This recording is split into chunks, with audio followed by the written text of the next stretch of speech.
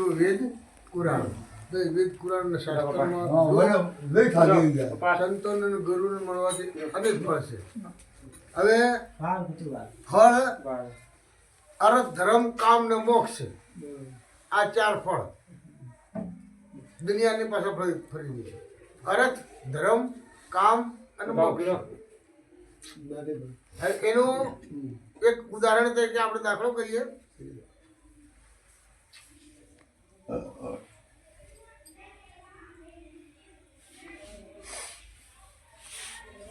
મોહનભાઈની વાત કરીએ તો કામ ક્યારે ધાર્યું હતું કે ભાઈ મારે આ કામ કરવાનું છે. સમજો આ પ્રગતિની વાત કરું છું. સંતની વાત તો બાજુની પણ આપણે એમની વાત બરાબર છે. અરથ બાંધ્યો નક્કી કર્યો.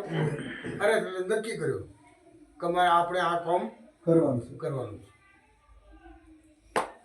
એના પાસે આ અવસર લીધું બીજું કર્યું. એના પછી ધર્મ કર્યો. અરથ એ ધર્મ થઈ ગયો.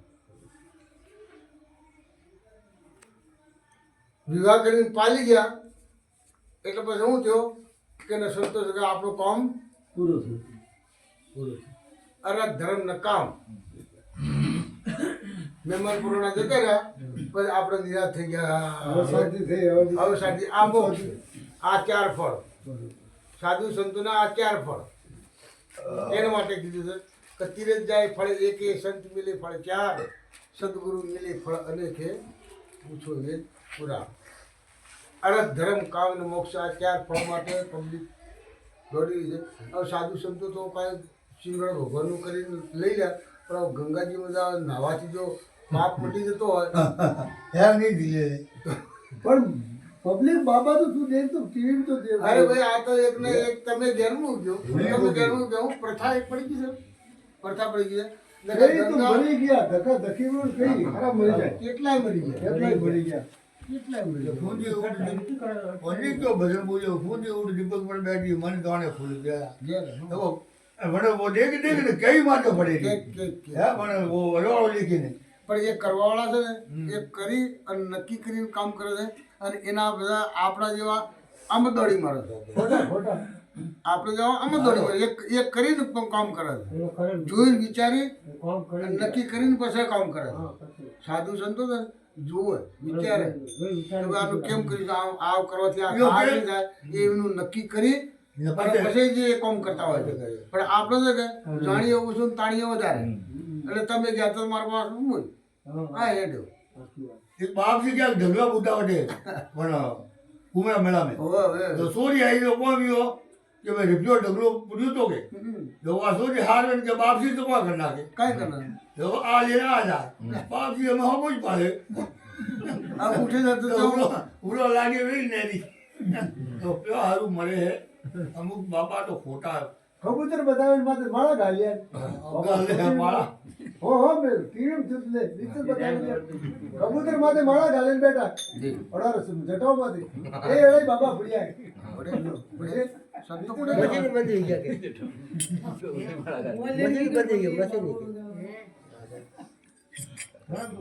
કેટલા રન ચાલીએ नहीं है वो दुनिया में घटे सारे मालिक बजे वो मशीन बंद થઈ ગયા मैंने मालिक बनना हो तो बने दरेक बजे ચાર કે બધું ઓર્ડર તો ટાઈમ બાબુ જીવાય શિવરાજ સુધી કે હે બાપજી મશીન બંધ થઈ ગયા બાબુ જાનજી કે શિવરાજ સુધી કે હે પછી સરકાર મતી જીત પર બાર પગ જાય માપ સાફ કરો મેળવે મશીન હવે આમાં અહીંયા ખાતા આ 114 મશીન બંધ થઈ ગયા કે વર્ષ સરકાર જાય ને નવી આ મેળો છે ને 114 વર્ષ પછી ભરાય. પછી પાછું ભરાય હવે આ ગયો છે ને પાછા 114 વર્ષ આ તાણ ભરાય. પાછું ભરાય એટલે સુધી આપણે જીવો હો કરો હો ત્રીજા હા. એટલે સંતોનો આ મહાકુંભ છે. કુંભ કળશ ને મહાકુંભ 12 મહિનામાં ભરાય છે. એ કુંભનો મેળો કહેવાય અને આ મહાકુંભ છે. 12 વર્ષમાં મેળો ભરાય જે કુંભનો મેળો કહેવાય. એમાં એક વખત 12 મહિને ભરાય. હા એક વખત આપણું નાસિક ભરાય. કંપાણી ગયા મને એક વખત ઇલાહાબાદ ભરાય. બીજો આપણે ઉજ્જૈન ભરાય